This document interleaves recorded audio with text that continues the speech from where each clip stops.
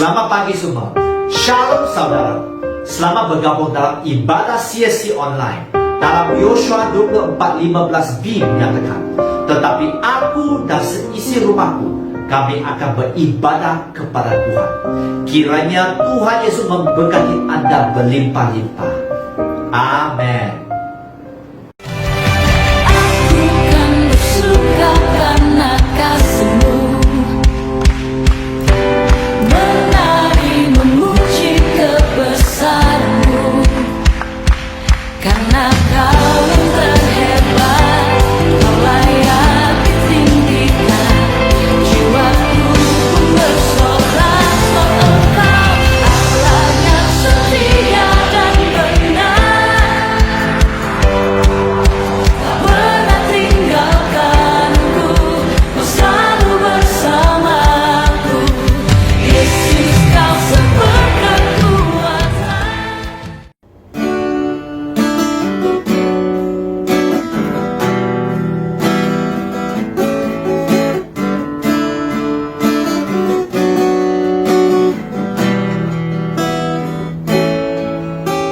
Haleluya. Saat ku menyembah-Mu, Roh-Mu bekerja. Saat ku memuji-Mu, Kau berkata di atas pujian, ku angkat hatiku.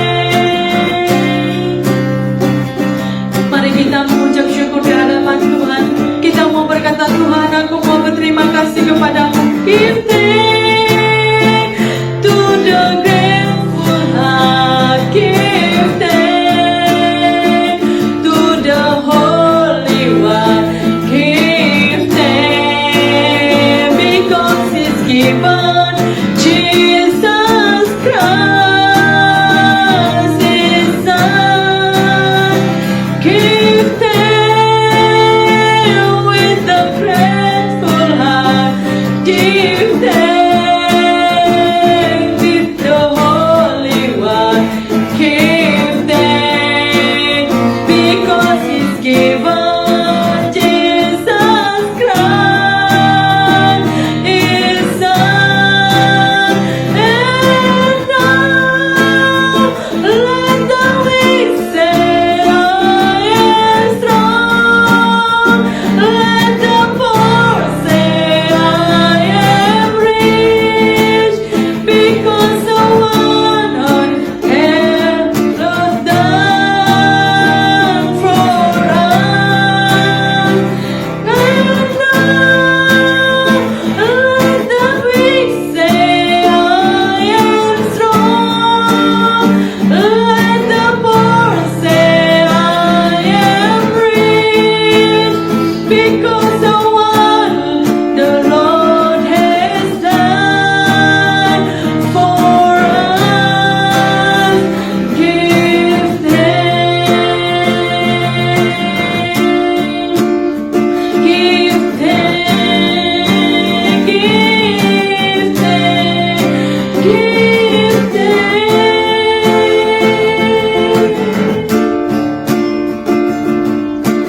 Hallelujah.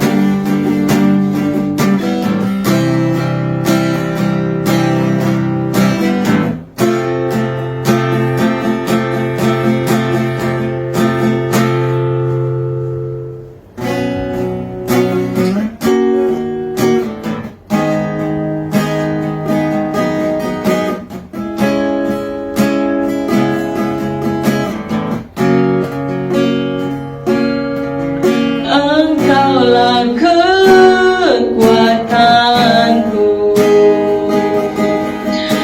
tempat perlindunganku saat badai menerpa. Aku tak akan goyang. Aku tak akan goyang, sebab Kau sertaku.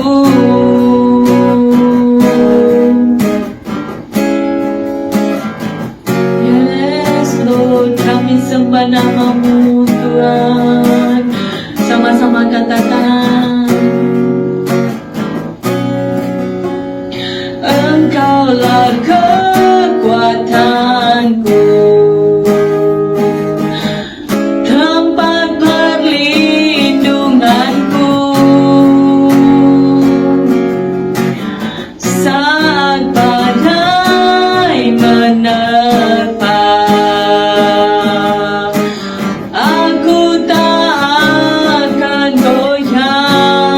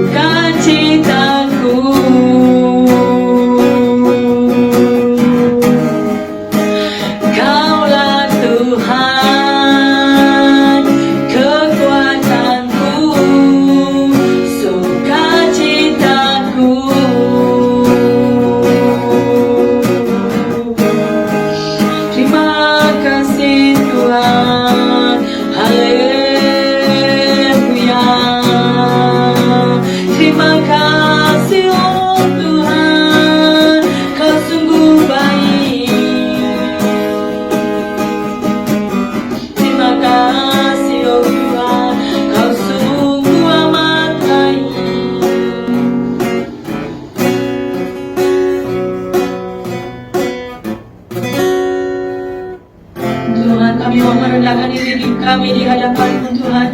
Tuhan, beri kami kerendahan hati, beri kami Tuhan yang lemah lembut untuk menerima setiap benih firman-Mu Tuhan. Hati yang benar-benar haus akan firman-Mu Tuhan. Yes Lord. Kami mau Tuhan, kami mau Tuhan, kami mau Tuhan. Yes Lord, kami mau Tuhan menyembah-Mu. Kami mau hati kami Tuhan dipenuhi dengan firman-Mu. Bila hati terasa berat, tak seorang pun mengerti bebanku. Ku tanya Yesus, apa yang harus ku buat? Dia berfirman, mari datanglah. Dia selalu pedulikan aku. Ku datang Yesus, Dia pikul bebanku.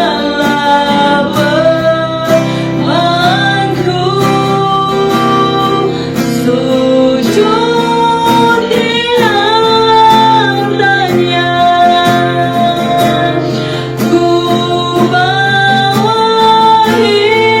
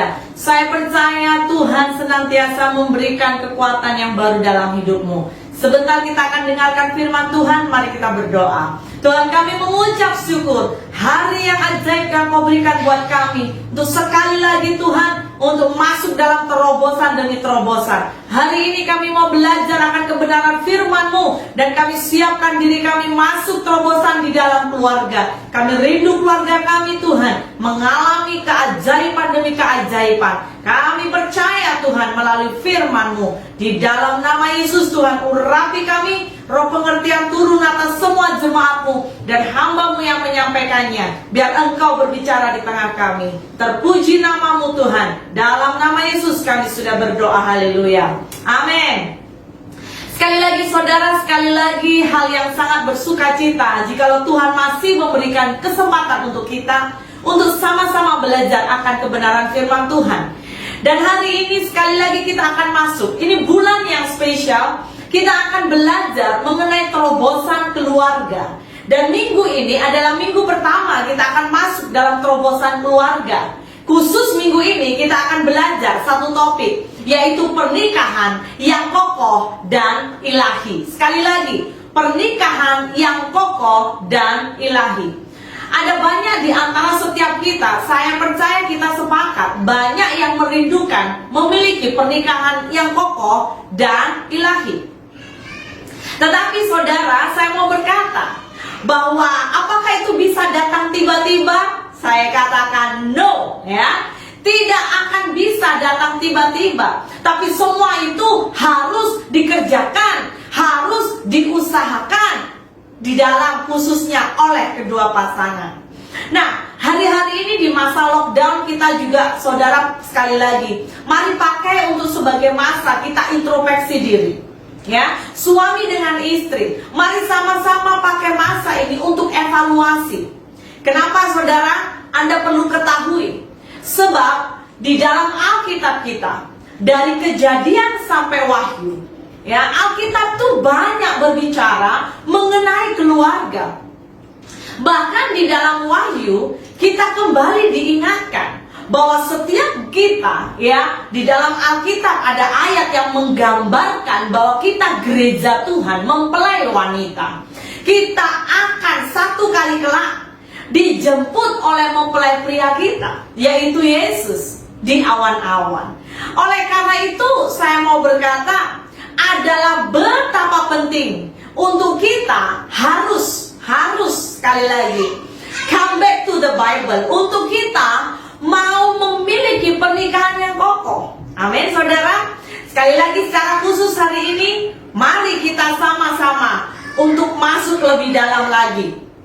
Nah, terobosan yang pertama, minggu ini kita belajar bagaimana kita membangun pernikahan yang kokoh dan ilahi, ya. Saya menemukan ada beberapa poin yang cukup penting. Tapi terlebih dahulu saya mau mengajak kita, mari kita lihat ini konsep yang penting dalam sebuah keluarga.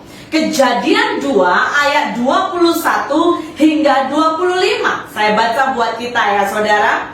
Kejadian 2 ayat 21 hingga 25 berkata, lalu Tuhan Allah membuat manusia itu tidur nyenyak. Ketika ia tidur, Tuhan Allah mengambil salah satu rusuk daripadanya, lalu menutup tempat itu dengan daging. Dan dari rusuk yang diambil Tuhan Allah dari manusia itu, dibangunnyalah seorang perempuan, lalu dibawanya kepada manusia itu. Lalu berkatalah manusia itu, inilah dia, tulang dari tulangku dan daging dari dagingku. Ia akan dinamai perempuan, sebab ia diambil dari laki-laki. Sebab itu seorang laki-laki akan meninggalkan ayahnya dan ibunya dan bersatu dengan istrinya. Ingat itu saudara. Sehingga keduanya menjadi satu daging. Mereka keduanya telanjang, manusia dan istrinya itu, tetapi mereka tidak merasa malu. Saudara pegang ini yang pertama, yaitu apa? Bahagian penting sebelum kita masuk ke dalam konsep pernikahan adalah konsep Allah. Sekali lagi saya tegaskan, konsep pernikahan adalah konsep Allah. Itu bukan konsep manusia. ya saudara. Tapi itu adalah konsep Allah. Allah yang menyediakan istri bagi para suami. Makanya saya mau berkata, semua Anda yang menikah, Anda rindu ya mau menikah, Anda harus jelas datang kepada Allah, ya, datang agar Allah memberikan, perhatikan, yang tepat, jodoh yang tepat, pasangan yang tepat. Sebab apa? Karena konsep keluarga itu daripada Allah. Jadi jangan lupa bagian ini saudara, ya. Sekali lagi saya juga mau ingatkan buat kita, pernikahan hari-hari ini banyak dijabar. Pernikahan banyak dijabar oleh banyak faktor, ya saudara, baik itu faktor ekonomi, masalah anak-anak, bahkan konflik. Kalau Anda menikah dengan beza budaya, ya, Anda juga mungkin mengalami konflik dari nilai-nilai sosial masyarakat. Bahkan apa? Harapan-harapan yang tidak tidak cocok, tidak sesuai. Dan sebelum menikah, mungkin contoh, ada banyak orang berharap tinggi setinggi langit, tetapi lepas menikah, harapan itu tidak didapatkannya. Dan itu bisa menjadi pemicu kemarahan, kebencian, kepahitan muncul. Akhirnya apa? Pergi kepada perceraian. Dan saudara, kita juga sadari ya, hari-hari ini mari kita open eyes, kita buka mata kita. Hari ini dunia bahkan banyak mempertontonkan bahwa pernikahan itu sepertinya bukan sesuatu yang sakral. Nah, hati-hati saudara. Pernikahan itu hal yang remeh-temeh, hanya sebuah bangun hubungan, kalau tidak sesuai ya boleh cerai. No. Tapi jujur, hari-hari ini banyak sekali ya yang sering membuat yang namanya pernikahan itu tidak sakral, tidak terlalu kudus. Saya membaca ada satu news ya dari theasianparents.com. Ini menyatakan beberapa alasan orang bercerai, dan saya mau bagi tahu, kalau nanti saya bagi tahu, saudara, ini hal yang remeh-temeh. Coba perhatikan ya. Pertama, ada yang beralasan, oh bercerai saja ketika apa? Suami tidak balas SMS atau WhatsApp. Jadi waktu suami tidak balas WhatsApp, mereka bisa bercerai. Ya, ini sesuai survei yang diadakan theasianparents.com. Yang kedua, suami malas cuci pinggan, cuci piring. Aduh, nggak pernah tahu kerja rumah, bercerai. Beza menekan pasta gigi saja, saudara, bisa bercerai. Alasan keempat, istri ternyata pakai bulu mata palsu. Wow, bisa bercerai. Saudara bayangkan ya. Kemudian suami tak suka film Frozen. Saudara tahu Frozen? Let it go, let it go. Nah, suami tak suka, istri bisa dakwah suami ke pengadilan. Wow, sangat hal yang remeh. Keenam, apalagi dikatakan suami tidak mau, ini di India, suami tidak mau membangun tandas untuk istrinya, sehingga istrinya merasa dilecehkan. Dia harus mandi di sungai dan orang lihat dia.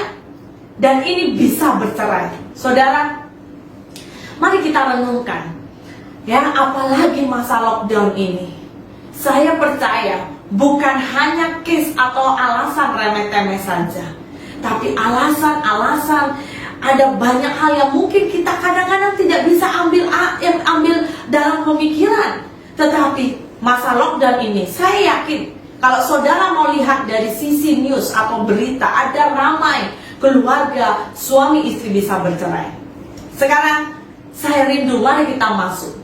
Dan saya rindu kita sama-sama buka hati. Saat kita belajar hari ini, suami dan istri, di mana kau berada, ayo buka hati. Karena setiap kita mendengar firman tanpa kita buka hati, itu akan hanya sekedar menjadi pengetahuan, hanya sekedar knowledge, dan tidak ada perubahan di hati kita. Ya, tapi saya berdoa hari ini setiap kita pasti buka hati. Amin. Katakan suami atau istrimu, buka hati ya, Hani. Haleluya. Poin pertama yang saya temukan, dan mari kita akan sama-sama pegang ini. Poin pertama, bagaimana kita bisa memiliki pernikahan yang kokoh dan ilahi. Yang pertama, pernikahan yang kokoh itu harus, perhatikan, punya dasar atau pondasi yang kokoh dan benar. Ini tidak bisa dipungkiri, saudara. Anda mau punya pernikahan yang kokoh, dasarnya dulu. Pastor, saya sudah menikah, macam mana mau buat dasar? Nah, kalau itu sudah terlanjur, dengar nanti. Ya, tetapi saya mau berkata, sebelum Anda masuk pernikahan, Anda harus punya dasar dan yang namanya pondasi yang kokoh. Bapak Ibu, saya mau dorong setiap saudara yang sudah punya anak, yang siap mau menikah, remaja yang sudah mulai tumbuh jatuh cinta dengan lawan jantina, hati-hati, mari pegang ini. Harus punya pondasi yang kokoh. Nah, diawali dari mana? Diawali yang pertama, hubungan berpacaran. Saudara, Anda itu, kita semua mengawali pernikahan bukan biasanya ada beberapa itu sedikit. Tetapi Anda harus melewatinya, diawali dengan konsep yaitu apa? Pertama, berpacaran. Kedua, bertunangan. Ya saudara, berpacaran, bertunangan, ya, sampai ke jenjang pernikahan, ya. Jadi di atasnya pernikahan, boleh klik satu lagi ya. Dia ada kemudian berpacaran, kemudian bertunangan dan menikah. Itu harus ada konsep yang jelas. Dalam lingkup pacaran, saya mau berkata buat kita, jelas sekali ada guide yang sangat penting. Dasar yang penting, gak bisa diganggu-gugat, yaitu apa? Seiman. Sekali lagi saya mau berkata, seiman. Saudara, mari kita perhatikan dalam 2 Korintus 6 ayat 14. Khususnya Anda muda-mudi, saya berdoa Anda boleh melihat dan bergabung khususnya dalam ibadah CST hari ini. Ayo catat dalam khususnya sanubarimu, ya, pegang, harus dapat seiman. 2 Korintus 6 ayat 14 berkata, janganlah kamu merupakan pasangan yang tidak seimbang dengan orang-orang yang tidak percaya. Sebab persamaan apakah terdapat antara kebenaran dan kedurhakaan? Atau bagaimanakah terang dapat bersatu dengan gelap? Nah, saudara perhatikan. Bahkan saya menemukan dalam terjemahan bahasa Indonesia sehari-hari, dia menyatakan seperti ini. Janganlah mau menjadi sekutu orang-orang yang tidak percaya kepada Yesus. Itu tidak cocok. Saudara perhatikan, ya, ini tegas. Itu tidak cocok. Mana mungkin kebaikan berpadu dengan kejahatan? Tidak mungkin terang bergabung dengan gelap. Nah, saudara perhatikan, saya mau berkata, ingat dasar penting ini. Dasar di dalam hidup mau masuki sebuah pernikahan. Anda yang belum ada pasangan atau sudah berpasangan, tolong dicek. 1, iman. Harus seiman. Itu harga mati, saudara. Amin? Yes. Lanjut ya. Yang kedua, kita juga harus sadar yang namanya berpacaran, bertunangan, menikah, ya, itu bukan hanya seiman yang perlu, tapi sepadan. Yes, sepadan. Perhatikan, Anda harus punya pasangan yang sepadan. Mari buka Kejadian 2 ayat 18. Kejadian 2 ayat 18 berkata, Tuhan Allah berfirman, tidak baik kalau manusia itu seorang diri saja. Aku akan menjadikan penolong baginya yang sepadan dengan dia. Wow. Ada banyak memang diskusi, ya, bahkan argumen mengenai kata sepadan. Tapi mari saya mau kita sama-sama memahami sederhananya. Sepadan itu berbicara seimbang, saudara. Ya, at least dia hampir sama atau dekat sekali sama. Contoh ya, dalam hal pemahaman, dalam hal pengertian. Contoh, engkau itu punya pengertian cukup dapat digambarkan dengan angka 5. Ya, pasangan Anda hanya 1. Wow, saya mau berkata itu berat, saudara. Ya, Anda pemikirannya tinggi, tapi Anda punya pasangan itu slow-nya luar biasa. Saya jujur mau berkata, cara berpikir yang amat terlalu berbeza, itu sangat bisa memberi kecenderungan menyebabkan kehancuran dalam pernikahan. Ya, sisi lain contoh seperti ini, saya harap saudara boleh tangkap. Seorang perempuan ya, dia boleh bekerja, seorang pekerja yang cerdas. Dia bekerja keras. Dia bahkan juga pelajar. Kalau dia pelajar, dia itu orang yang rajin, ya. Tetapi dia berpacaran dengan seorang lelaki, maaf kata, suka bermain games. Dia itu tidak fokus dalam belajar, dia tak ada masa depan. Saya mau berkata, kalau kita orang tua, Anda harus bisa langsung cepat tangkap. Saya lihat itu tidak sepadan. Ya saudara, itu namanya apa? Anda tanpa Anda sadari, Anda panggil masalah. Anda jumpa atau Anda berhubungan dengan seseorang yang dari hari ke hari Anda berhubungan selalu bawaannya ribut. Ini pacaran saja. Kalau selama berpacaran Anda terlalu banyak ribut, mungkin Anda perlu membuat apa? Evaluasi besar-besaran. Contoh ada juga, contoh ya, lelaki pekerja keras. Lelaki visinya panjang, visinya tinggi. Tapi sang perempuan, dia hanya kerjanya apa? Sukanya hal-hal atau pikiran yang sangat-sangat remeh-remeh. Dia kebanyakan hanya suka shopping, malas belajar, segala sesuatu. Wow, dahsyat saudara. Saya mau berkata, hitungan waktu saja. Hubungan seperti ini akan mudah membawa konflik. Betul? Jadi, mari coba dibuat sebuah evaluasi. Ya, Anda boleh membuat soalan. Contoh soalannya, contoh seperti ini, ya. Apakah Anda dengan dia atau kamu dengan dia saat berhubungan? Apakah hubunganmu itu membuat engkau bertumbuh? Coba dievaluasi. Apakah engkau semakin bertumbuh di dalam Tuhan, semakin bertumbuh mencintai Tuhan, semakin bertumbuh mungkin dalam pekerjaan, semakin sukses, semakin berhasil, ya?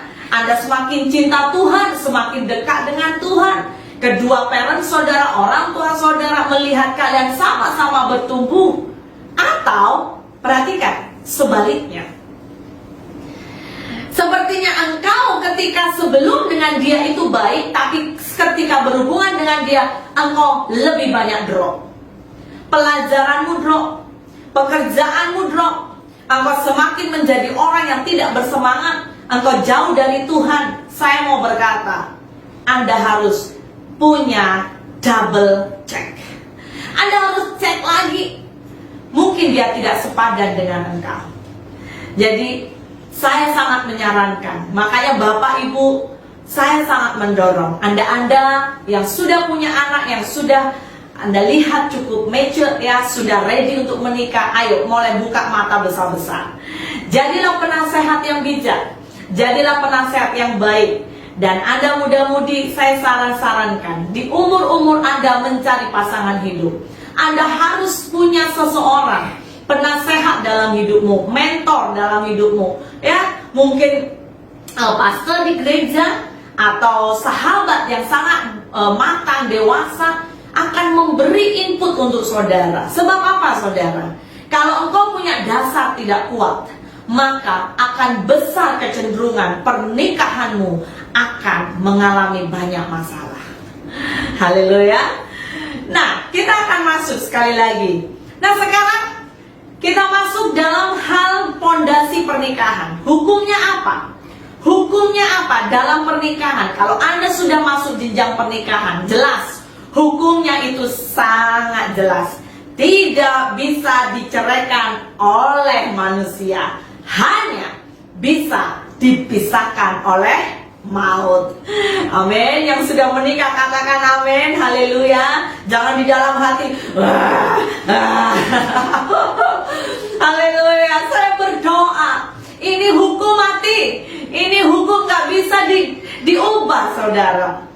Mari kita lihat Matius 19 ayat 6. Ini dasarnya. Matius 19 ayat 6 jelas berkata, dan firman-Nya, sebab itu laki-laki akan meninggalkan ayahnya dan ibunya dan bersatu dengan istrinya, sehingga keduanya itu menjadi satu daging. Demikianlah mereka bukan lagi dua, perhatikan, melainkan satu. Karena itu apa yang telah dipersatukan Allah tidak boleh diceraikan manusia. Jika ada di antara saudara suami istri yang hari ini mungkin Anda di dalam sebuah masa-masa pergumulan mau bercerai, dengar firman Tuhan ini. Ini adalah perintah. Dan kalau ini perintah, harus kita lakukan. Ya, sekalipun saya jujur mau berkata, karena dunia hari-hari ini terlalu banyak alasan. Pastor, bagaimana kalau begini, kalau begitu, kalau begini? Come back to the Bible. Hukumnya mati. Hukumnya jelas, tidak bisa diceraikan selain maut. Jadi saya berdoa untuk suami istri, kalau kau punya fondasi ini kuat, goncangan, badai, topan, apapun menggoncang rumah tanggamu, ingat, Tuhan ada beserta. Amin, saudara. Jangan pakai banyak alasan. Come back to the Bible.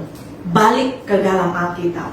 Apapun alasannya, mari tetap pegang janji pernikahan itu. Yang kedua, mari kita perhatikan. Poin kedua, sangat penting. Bagaimana kita bisa memiliki pernikahan yang kokoh dan juga ilahi. Poin kedua, Anda dan saya juga, ya, kita yang sudah menikah, suami dan istri harus, ingat poin kedua ini penting, harus berperan dengan benar. Sekali lagi, ayo coba perkatakan, ikuti dengan saya. Suami dan istri harus berperan dengan benar. Mau pernikahanmu kokoh dan ilahi? Suami istri, saya berkata, mainkan peranmu dengan benar. Sekarang kita masuk, saudara, langsung saja, ya. Mengenai suami, kita akan lihat perintah Tuhan dulu, baru peran. Karena di Alkitab Anda harus kenali apa perintah Tuhan. Yang pertama, perintah Tuhan untuk suami sangat jelas. Sangat jelas. Apakah itu, saudara? Yes. Yang pertama, kasihi istrimu. Haleluya. Amin. Alkitab jelas berkata, hai suami, dalam Efesus 5 ayat 25, kasihilah istrimu sebagaimana Kristus telah mengasihi jemaat dan telah menyerahkan dirinya baginya. Amin, saudara. Ya, ini sangat penting. Kedua, bukan hanya Anda perlu mengasihi istrimu, tapi yang kedua, Anda harus hormati istrimu. Amin. Hormati. Ayo, Anda yang duduk dengan istri, katakan, oh honey, I'm very sorry, I will respect you. Amin, saudara. Hormati istrimu. Yang kedua, yang ketiga, maaf ya, yang ketiga, yaitu apa? Melindungi, ya. Anda adalah suami atau lelaki yang Tuhan letakkan di samping seorang wanita. Untuk apa? Melindungi. Nanti saya jelaskan. Oke, yang pertama kita belajar, yaitu apa? Next, mengasihi. Nah, dalam Efesus ini jelas dikatakan. Di Efesus dikatakan dengan jelas bahwa hai suami, kasihilah istrimu. Haleluya. Kasihilah istrimu sebagaimana Kristus telah mengasihi jemaat dan telah menyerahkan dirinya baginya. Yang jelas, Anda harus mengasihi istrimu. Yang kedua dikatakan yaitu apa? Hormati. Hormati istrimu. Itu penting, saudara. Hormati. 1 Petrus 3 ayat 7. Demikian juga kamu, hai suami-suami, hiduplah bijaksana dengan istrimu sebagai kaum yang lebih lemah.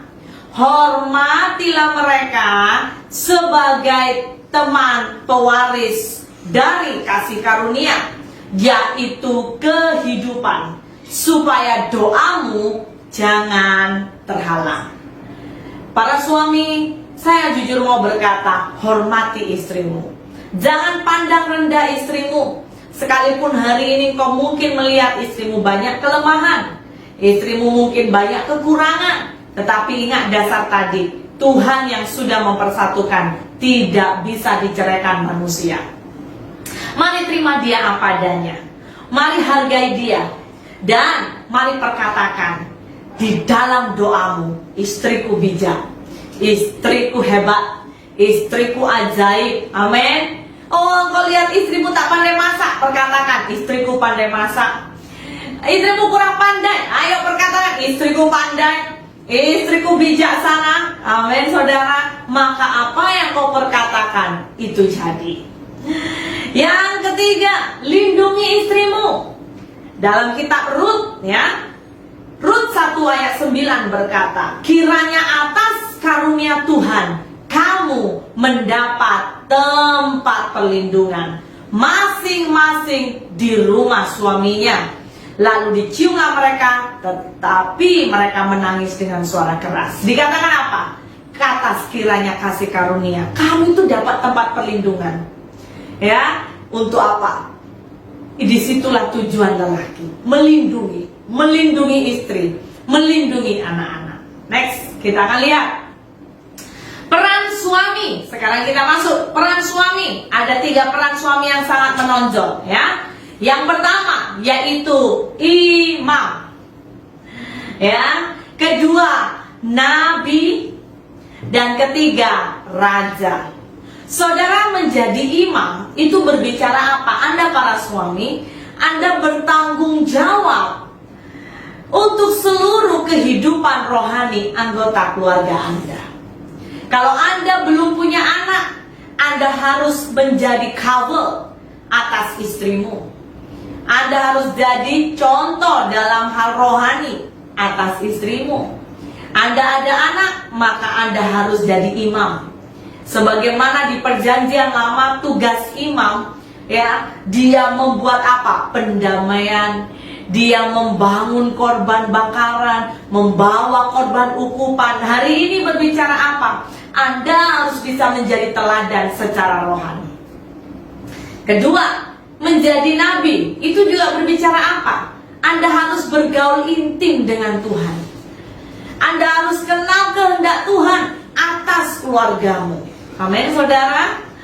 Yang ketiga, sebagai raja, yaitu bertanggung jawab, memenuhi keluarga, melindungi, membuat keputusan, mengatur, ya, keluargamu, anggota keluargamu. Jelas, kalau nanti kita akan berbicara bersama istri, istri akan menjadi pendamping. Tapi Anda kepala keluarga, Anda para suami, Anda itu pegang peran. Anda yang pegang tahta, bahasanya kalau ke dalam kerajaan. Jadi betapa Anda sangat-sangat penting. Ya saudara, lanjut. Saya akan bawa kita melihat dalam kitab Mazmur 128. Mazmur 128 ini ayat yang luar biasa. Ini berbicara mengenai rumah tangga. Mazmur 128 ayat 1 berkata, berbahagialah setiap orang yang takut akan Tuhan, yang hidup menurut jalan yang ditunjukkannya. Ya, nah saudara perhatikan, dikatakan setiap orang. Jadi kalau orang itu takut akan Tuhan, Tuhan akan menunjukkan jalannya. Tapi yang spesial, Mazmur 128 ini juga khusus berbicara kepada siapa? Perhatikan ayat 4. 128 ayat 4 berkata, sesungguhnya demikianlah akan diberkati orang laki-laki yang takut akan Tuhan. Amin, saudara. Jadi ini khusus berbicara orang laki-laki yang takut akan Tuhan. Anda itu dibezakan. Amin. Anda diberkati. Artinya apa? Berkat rumah tangga itu turun melalui siapa? Kepala keluarga. Melalui lelaki yang hidupnya takut akan Tuhan. Dia tidak hanya pandai cari uang, tetapi ingat, kepala keluarga itu juga harus bisa mencari Tuhan. Sehingga melalui dia, Anda bisa dipakai Tuhan menjadi saluran berkat kepada istri dan anak-anakmu. Bukan karena banyak uang berkat itu turun, saudara. Tetapi saya jujur mau berkata, betapa berfungsinya seorang suami atau ayah. Ya, apakah dia bisa hidup sesuai rencana Tuhan dalam hidupnya? Amin. Jelas saya di sini berkata juga, bukan saya menyuruh suami tidak boleh bekerja, hanya doa saja. No, suami harus bekerja. Amin. Bahkan saya juga mau mengingatkan kita, mari perhatikan ayat kedua. Mazmur 128 ayat kedua dikatakan, apabila engkau makan hasil jeripayah tanganmu, engkau berbahagia dan baiklah keadaanmu. Jadi dari sini menyiratkan bahwa suami harus bekerja, karena kerja itu adalah mandat ilahi Tuhan. Haleluya. Dalam Kejadian 2 ayat 15 dikatakan apa saudara? Tuhan Allah mengambil manusia itu dan menempatkannya dalam Taman Eden. Untuk apa? Mengusahakan dan memelihara taman itu. Jadi mandat perintah pertama untuk bekerja itu kepada siapa? Lelaki. Haleluya. Makanya Paulus juga pernah menyinggung, dikatakan, nah ini kalau berbicara dengan orang yang malas ya, orang yang tak bekerja, jangan makan. Wow, tajam ya. Saudara perhatikan betapa perlunya Anda bekerja. Tetapi di sisi yang lain, bekerja saja untuk mencari nafkah itu tidak cukup. Ya, suami-suami saya dorong, Anda harus hidup takut akan Tuhan. Anda harus mencari Tuhan. Anda harus bisa jadi nabi, menjadi imam yang bisa menjadi saluran rohani, mentransferkan hadirat Allah turun di dalam rumahmu. Amin saudari. Ya, setiap saudara Anda yang melihat khususnya join dalam ibadah hari ini, saya berdoa dalam minggu-minggu ini keluargamu akan mengalami terobosan. Mungkin hari ini pastor kita mengalami lockdown, saya nggak ada pekerjaan, no income. Tapi saya mau berkata, Tuhan kalau memberkati, Tuhan bisa pakai banyak cara. Disinilah mari kita stretch our faith. Disinilah kita harus pertajam iman, cari Tuhan. Saya mendorong para suami, ayo naikkan korban bakaranmu tiap hari, tiap pagi. Ayo naikkan mezbah doa di keluarga demi keluarga. Jadilah orang pertama untuk bangun dan menaikkan dupa yang harum di hadapan Tuhan. Anda bisa? Dan saya sangat percaya, tanpa engkau sadari, engkau akan dibawa Tuhan mengalami open heaven. Engkau akan dibawa Tuhan mengalami mujizat demi mujizat. Berkat itu bukan hanya dari upah gaji setiap saudara yang bekerja, no. Berkat itu berbicara sangat-sangat luas. Tuhan bisa pakai jutaan cara bahkan. Perhatikan, Tuhan bisa pakai jutaan cara. Tuhan bisa membuka tingkap surgawi memberkati engkau. Ketika engkau menjadi imam yang rendah hati mencari wajah Tuhan, menjadi nabi yang mau mendengar suara Tuhan untuk keluargamu, engkau membimbing istrimu, anak-anakmu. Bahkan saya sangat bersyukur saya punya ayah menjadi teladan, seorang suami, bapak yang selalu awal pagi-pagi selalu cari wajah Tuhan. Saya bersyukur juga saya punya suami yang selalu pagi-pagi, sejak bahkan khususnya lockdown itu semakin dia bangun awal. Kadang-kadang dia hanya tidur sekitar 3-4 jam. Saudara, saya percaya Tuhan menghargai setiap apa yang menjadi kerinduan hatimu. Amin saudara. Ya, di sisi lain bagaimana suami bisa efektif menjadi imam dan nabi? Anda harus hidup di dalam firman Tuhan. Anda harus baca firman Tuhan. Mazmur 1 jelas berkata, orang yang merenungkan firman Tuhan siang dan malam, hidupnya pasti berhasil. Dia berbuah pada musimnya. Amin saudara. Ya, saya berdoa setiap kita mulai hari ini. Bukan berarti saya berkata tidak boleh bekerja, tetapi Tuhan mau Anda bekerja bersama dengan Tuhan. Tuhan mau engkau melibatkan Tuhan di dalam segala hidupmu. Amin. Dan ingat, otoritas ini bukan digunakan untuk sembarangan, tetapi otoritas yang Tuhan berikan untuk Anda para suami, perhatikan, itu untuk membawa hadirat Allah di tengah keluargamu. Kenapa? Karena pada dasarnya di dalam Kejadian khusus yang pertama kali, Allah berfirman, Allah perintahkan itu selalu memberi perintah yang pertama kepada Adam. Tetapi hari itu Adam lemah. Kenapa? Karena dia ikut saja apa yang Hawa cakap. Ya, jadi ketika istri mencakap banyak hal, itu harus diuji. Anda para imam harus punya filter roh di dalammu. Apakah benar atau salah, sehingga Anda tidak ikut salah. Mau pernikahanmu kokoh? Mau pernikahanmu pernikahan yang ilahi? Suami saya mau berdoa, dan saya mendorong setiap saudara, ayo kejar Tuhan hari-hari ini. Berkatnya ajaib saudara. Saya ajak kita dengan cepat masuk Mazmur 128 ayat 3 hingga 6. Ini ajaib. Dikatakan istrimu akan menjadi seperti pokok anggur yang subur di dalam rumahmu. Anak-anakmu seperti tunas pohon zaitun sekeliling mejamu. Sesungguhnya demikianlah akan diberkati orang laki-laki yang takut akan Tuhan. Kiranya Tuhan memberkati engkau dari Sion, supaya engkau melihat kebahagiaan Yerusalem seumur hidupmu, dan melihat anak-anak dari anak-anakmu, damai sejahtera atas Israel. Wow! Katakan wow, yes. Katakan aku pun akan dapat berkat itu.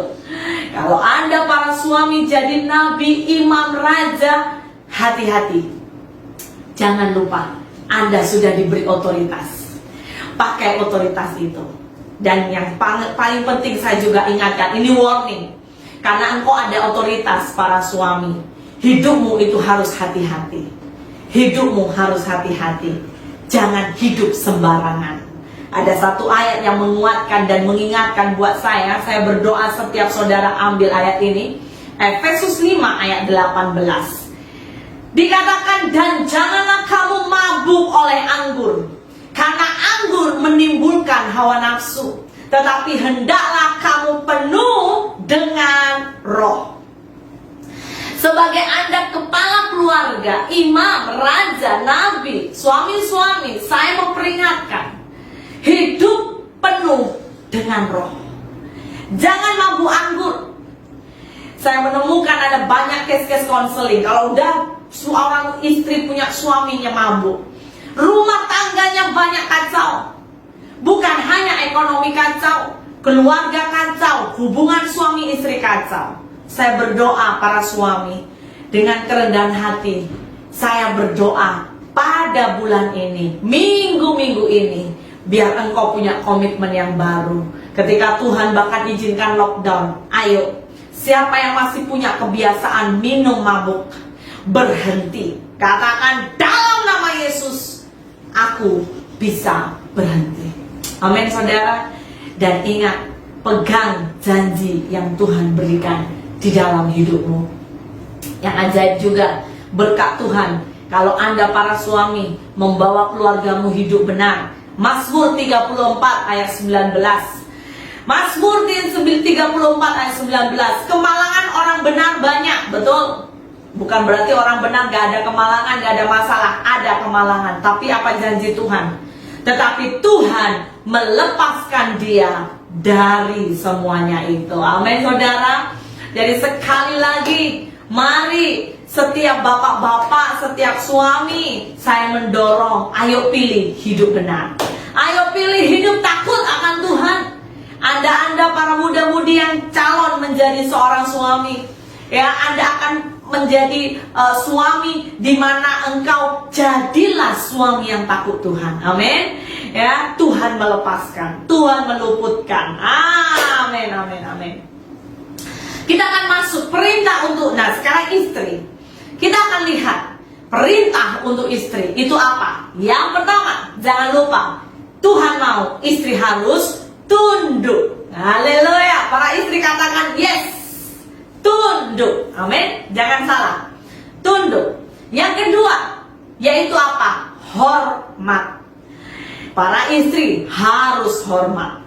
Saudara, di dalam Efesus 5 ayat 22 hingga 23, ayat ini jelas berkata, hai istri, tunduklah kepada suamimu seperti kepada Tuhan.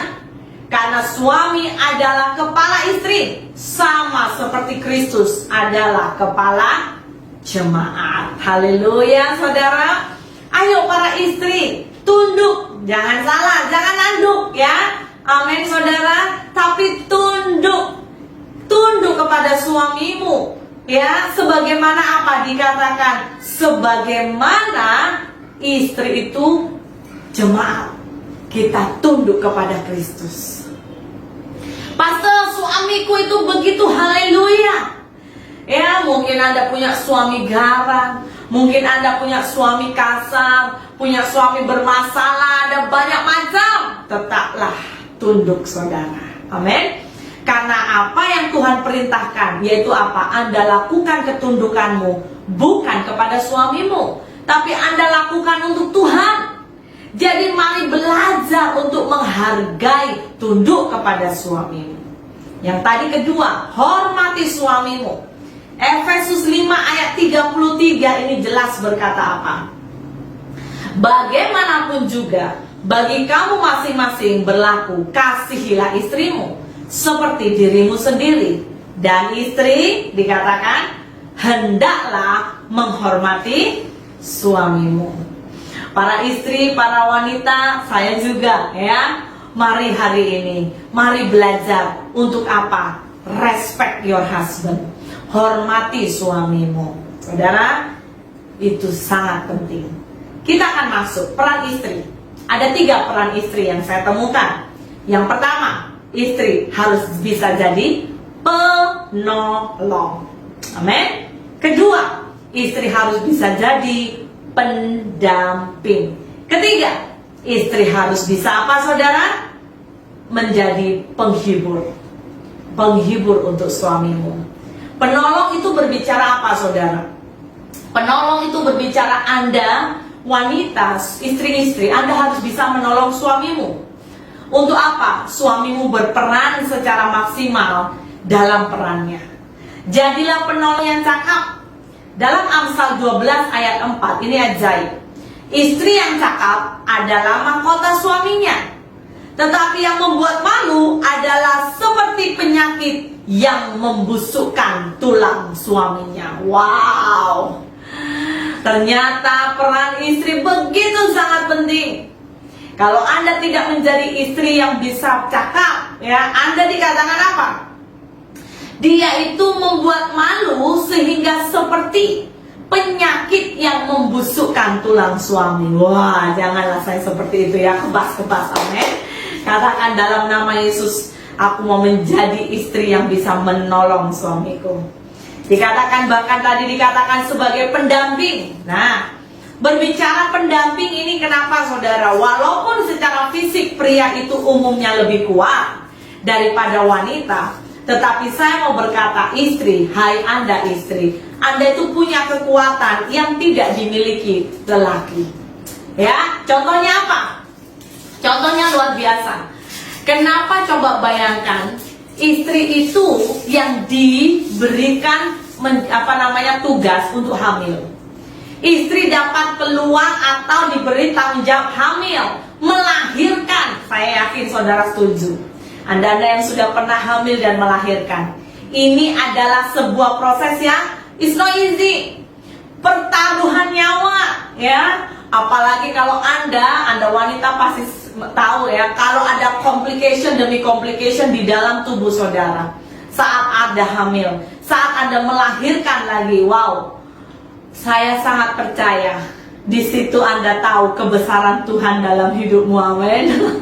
Anda bertaruh dengan nyawa. Coba pernahkah kita merenung, kenapa bukan lelaki ya yang hamil dan melahirkan? Orang ingat, wah lelaki kan lebih kuat, lebih powerful.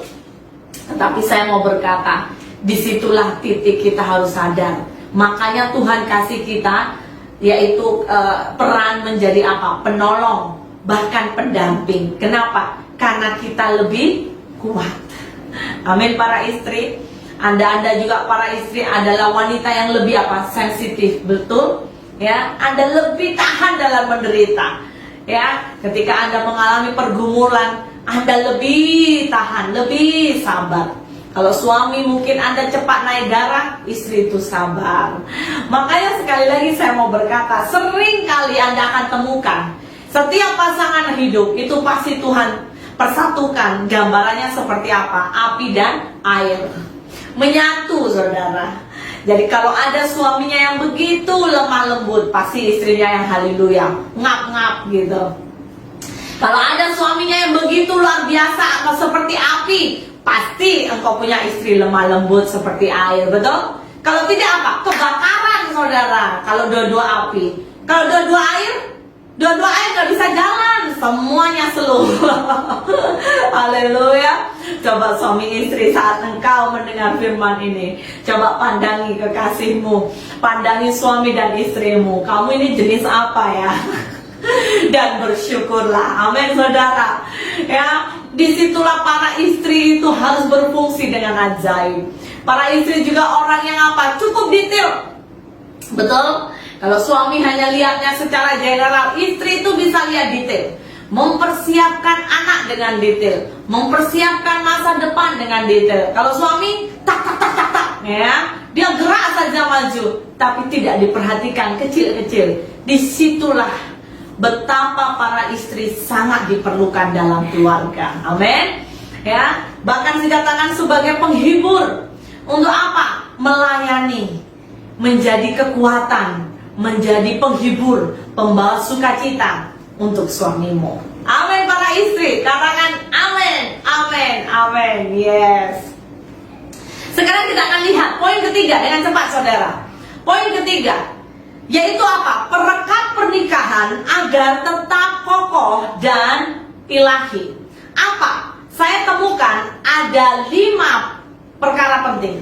Saya berdoa saudara tulis ini dan masukkan dalam roh hatimu. 5 ini saya pakai kata 2K 3G. Apa itu? Pertama, komitmen atau kesetiaan. Kedua, kekudusan. Ketiga, jaga mata, jaga hati. Keempat, jaga batas. Dan yang kelima, jaga mimpi. Dengan cepat saudara, kenapa kesetiaan itu perlu? Menikah dengan orang yang kita cintai itu harus punya sebuah apa? Persiapan.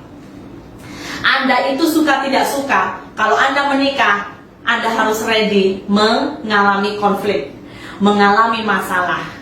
Menurut seorang penulis buku dia bertajuk I Married You. Seorang bernama Walter Crosby, dia berkata, berapa lama pun berpacaran, maksimum seseorang bisa hanya mengenali pasangannya hanya sebesar 30%. Saya perhatikan, seberapa lama Anda pacaran. Makanya orang pacaran itu gak akan bisa kenal 100%, saudara.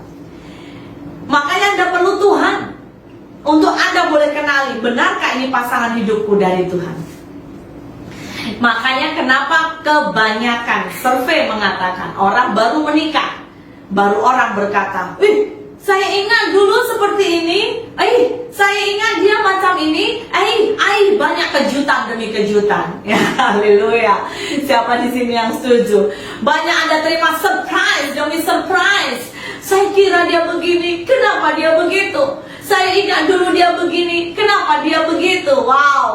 Saya mau berkata, are you ready? Anda yang muda-mudi, yang sudah menikah, jelas Anda sudah masuk dalam pernikahan. No turning back, no turning back. Ya, jadi kenapa pernikahan bisa kokoh? Anda harus punya komitmen. Amin, saudara. Maliaki 2 ayat 16 berkata, jelas Tuhan berkata, sebab aku benci perceraian, firman Tuhan Allah Israel. Juga orang yang menutup pakaiannya dengan kekerasan, firman Tuhan semesta alam. Maka jagalah dirimu dan jangan berkhianat. Makanya suami istri saya mau berkata, Anda boleh melihat banyak ini nanti ya, tapi Anda harus sadar Anda sudah menikah. Bahasanya rumah harus dikunci rapat-rapat. Amin saudara. Ya, mari belajar dan terus belajar komitmen. Kedua, Anda harus ada kekudusan. Haleluya, katakan amin. Yes. Kekudusan adalah unsur yang sangat penting di dalam pernikahan. Kata kudus itu berbicara dalam bahasa Yunani itu artinya apa? Dipisahkan, diambil, dipisahkan, dikhususkan. Jadi Anda yang sadar Anda itu adalah umat Tuhan, orang percaya, anak Tuhan. Anda mau pernikahanmu itu menjadi pernikahan yang kokoh dan ilahi.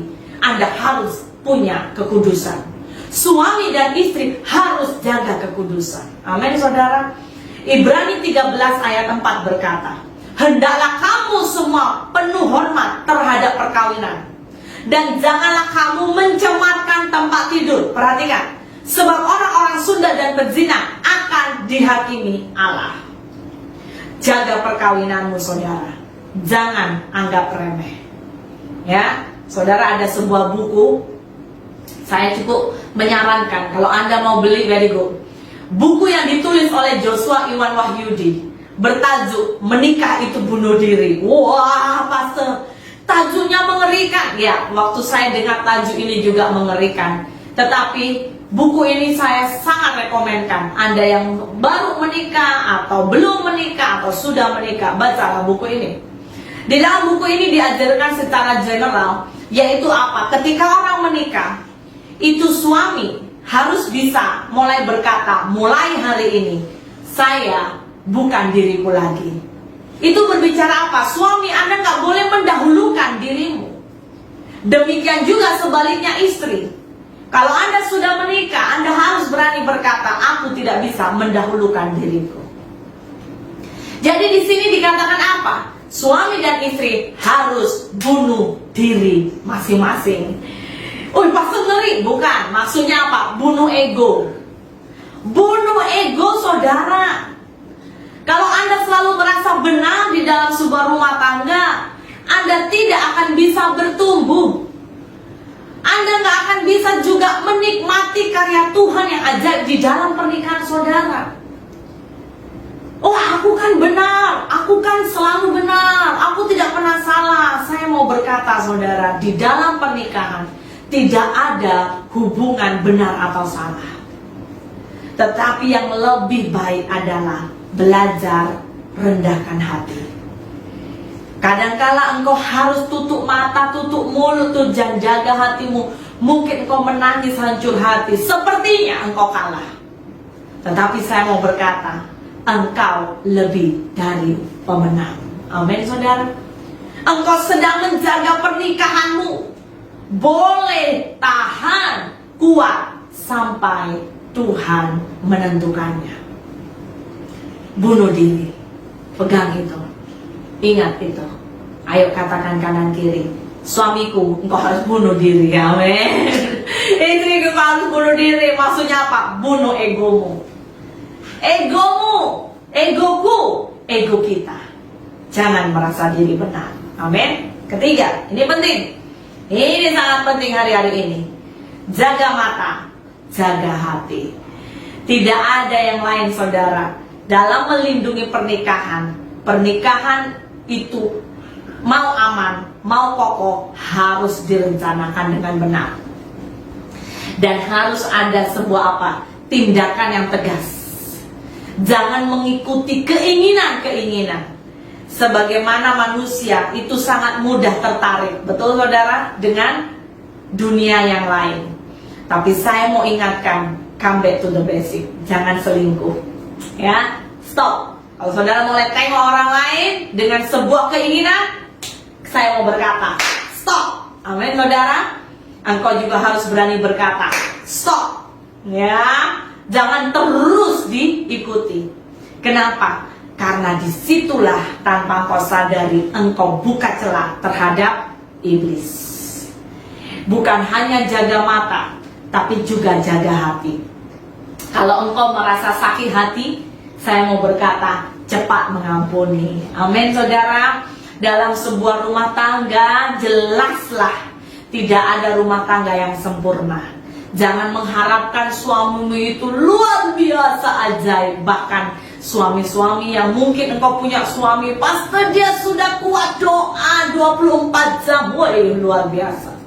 Dia sudah pandai berkhotbah, baca firman. Walah, saya mau berkata, dalam rumah tangga itu berbeza. Makanya rumah tangga itu jangan di atas awan-awan. Ayo menginjak bumi, saudara.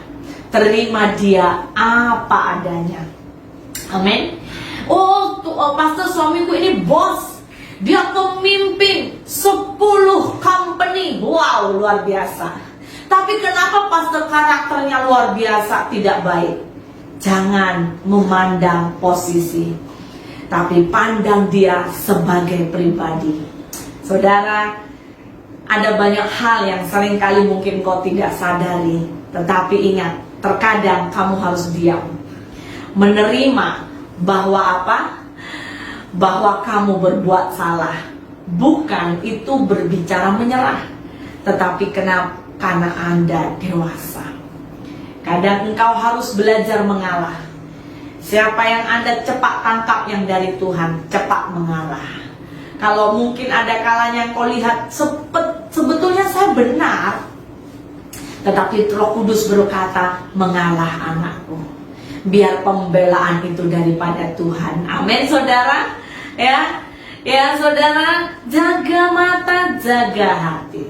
Keempat, jaga batas. Ini penting sekali. Dalam hidup ini tidak ada yang lekat, saudara. Salah satu yang menyebabkan mengapa akhirnya banyak orang jatuh terhadap dosa perzinahan adalah apa? Dia tidak jaga batas sejak awal. Awalnya mungkin Zoom minum teh tarik sama-sama. Saya lagi free, suami saya sibuk kerja.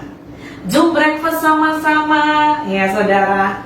Nanti pergilah Zoom kita dinner sama-sama, ya. Ditambah suaminya lama tidak balik.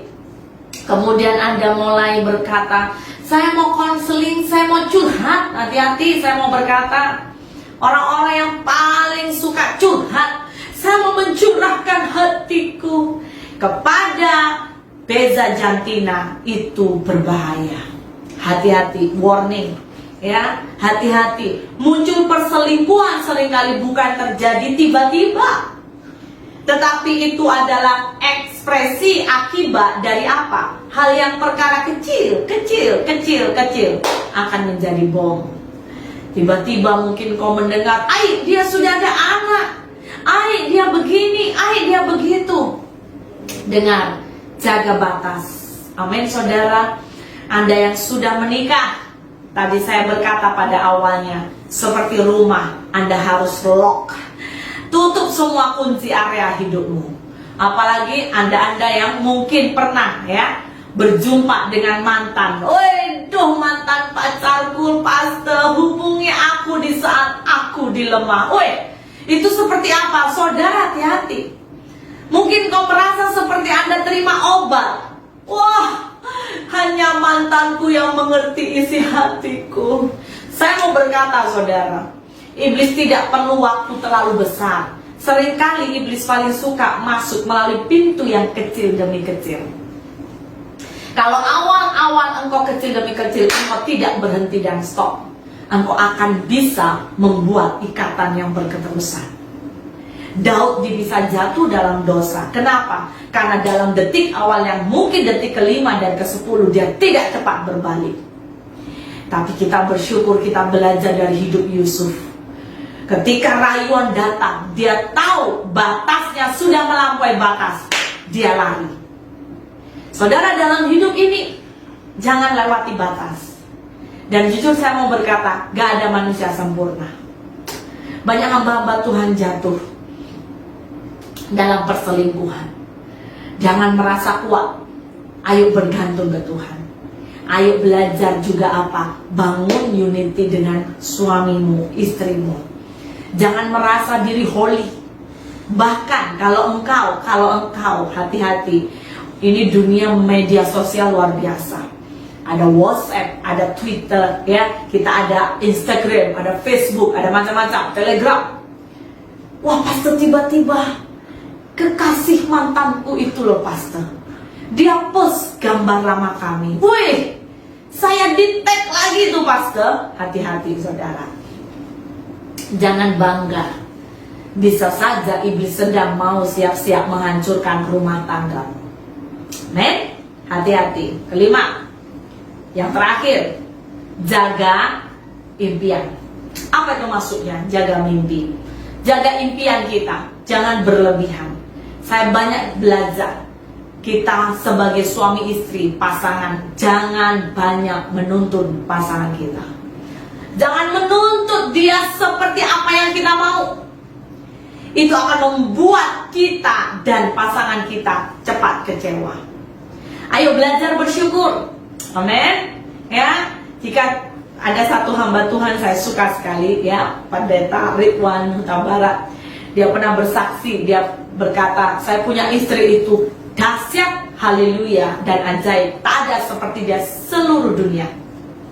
Dan dia berkata, kalau istriku itu sudah siap mengeluarkan perkataan yang macam-macam, dia berkata, ya, dia berkata dalam hati, ya, jangan dikeluarkan. Tapi Bapak Ridwan berkata, dalam hati saya berkata, oh terima kasih Tuhan untuk manusia langka yang Tuhan berikan, ya. Ini perlu dilestarikan bahasanya, saudara. Jadi dia bilang, ini perlu dipelihara yang seperti ini. Terus Tuhan, karena melalui dia aku bisa menjadi emas. Saudara, saya mau berkata, Tuhan menciptakan satu lelaki, satu suami, dan satu istri. Di dunia ini, jangan engkau sampai terlalu banyak komen, belajar bersyukur. Amin.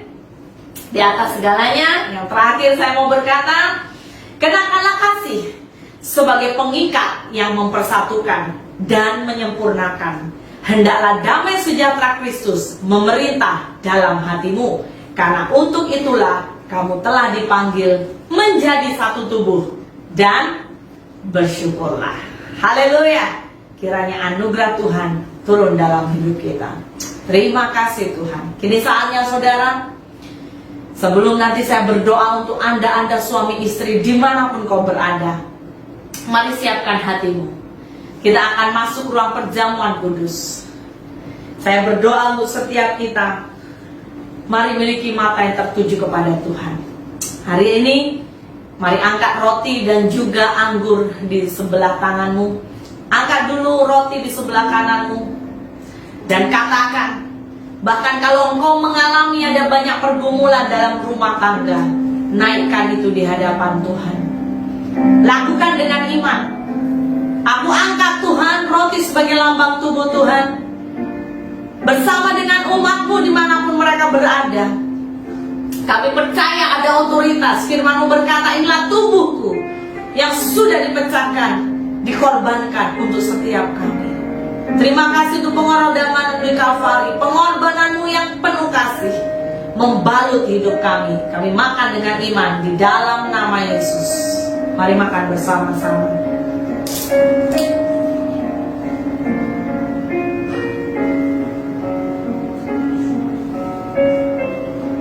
Terima kasih Tuhan.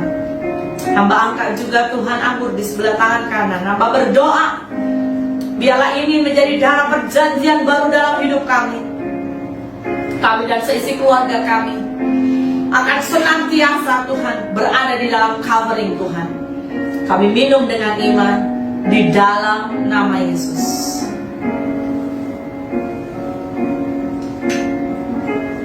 Terima kasih Tuhan. Saudara suami istri, mari bergandengan tangan. Tangan tinggi-tinggi, tanganmu di hadapan Tuhan.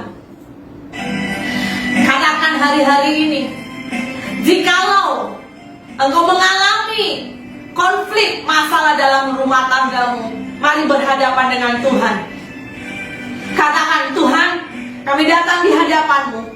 Hamba berdoa di dalam nama Yesus. Hamba berkati semua suami istri dimanapun mereka berada. Engkau yang sudah memilih mereka, Engkau yang sudah menyatukan mereka. Mereka tidak akan dipisahkan oleh manusia. Mereka tidak bisa dipisahkan bahkan oleh apapun itu. Hamba berdoa di dalam nama Yesus.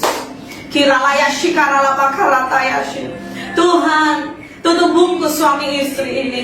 Tutup bungkus mereka yang sudah mengangkat tangan mereka. Tutup bungkus perkawinan mereka. Tutup bungkus pernikahan mereka. Jaga pernikahan mereka sampai akhir Tuhan. Sampai Engkau panggil mereka di awan-awan. Oh kiralaya shikaratayamu. Hamba berdoa untuk setiap keluarga demi keluarga, rumah tangga demi rumah tangga yang hubungannya hari-hari ini retak Tuhan. Hari-hari ini hubungan mereka tergoncangkan. Tuhan, Engkau penuhi mereka dengan kasih sorgawi. Turunkan kasih sorgawi, balut luka mereka, pulihkan mereka, pulihkan luka mereka ya Tuhan. Hamba berdoa di dalam nama Yesus, biar setiap mereka mengalami dan menikmati pernikahan yang kokoh, pernikahan yang ilahi. Dan Hamba berdoa di dalam nama Yesus, di dalam nama Yesus, bahkan aku memberkati muda-mudi mereka yang belum menjumpai jodoh mereka, biar mereka akan berseru kepadamu, mencari wajahmu. Mereka akan mengandalkan Engkau, sehingga mereka akan mendapat berjumpa dengan jodoh sorgawi. Terima kasih Tuhan, terima kasih Tuhan. Berkati firman-Mu hari ini yang kami dengar, biar itu akan menjadi rema, meneraikan dalam hidup mereka. Dan mulai hari ini kami menjadi agen-agen pembawa kasih. Kami tidak mau menuntut, kami tidak mau Tuhan komplain, tapi ajari kami punya hati seperti Engkau. Terima kasih Bapa di sorga, di dalam nama Yesus kami mengucap syukur. Haleluya, amin. Tuhan Yesus memberkati. Shalom saudara, mari kita deklarasikan terobosan keluarga. Deklarasi terobosan keluarga. Dalam nama Tuhan Yesus. 1. Keluarga kami adalah keluarga yang hidup dan dipimpin oleh Roh Kudus dan hidup berdasarkan kebenaran firman dan perintah Tuhan. 2. Keluarga kami adalah keluarga yang mengabdikan hidup kepada Tuhan Yesus, adalah pusat segalanya. 3. Keluarga kami adalah keluarga yang dipenuhi cinta dan hidup dalam keharmonisan ilahi dan berkarakter Kristus. 4. Keluarga kami adalah pasukan Raja Wali yang terbang tinggi dengan semakin kuat merebut kemenangan demi kemenangan dan mempersembahkannya bagi Panglima Agung kami, Yesus Kristus. 5. Keluarga kami adalah keluarga yang menangkap kairos Tuhan. Semua jadi genap dan tuntas oleh karena anugerah Bapa, tuntunan Roh Kudus, dan bagi kemuliaan Yesus Kristus. Amin, amin, amin, amin, amin, amin, amin. Mari saudara yang terkasih, angkat tanganmu di hadapan Tuhan. Terimalah berkat yang daripada Allah turun dalam hidupmu, dalam hidup keluargamu, rumah tanggamu. Diberkatilah engkau suami, diberkati engkau istri, diberkati engkau anak-anak. Dimanapun kau berada, kasih damai sukacita turun dalam hidupmu. Cinta kasih kerukunan yang dari Tuhan mengalir dalam hidupmu. Kesatuan mengalir dalam hidupmu, sehingga berkat yang daripada Allah turun dalam hidupmu. Apa yang kau sentuh Tuhan jadikan berhasil. Dan dalam minggu ini, dalam bulan-bulan ini, mengalami terobosan yang ajaib. Berkat daripada Bapa Abraham, Ishak, Yakub turun dalam hidupmu. Dan persekutuan dengan Allah Bapa, Putra, Roh Kudus menyertai engkau mulai hari ini sampai Maranatha, Yesus menjemput kita di awan-awan. Dalam nama Yesus kami sudah berdoa. Haleluya, amin, haleluya.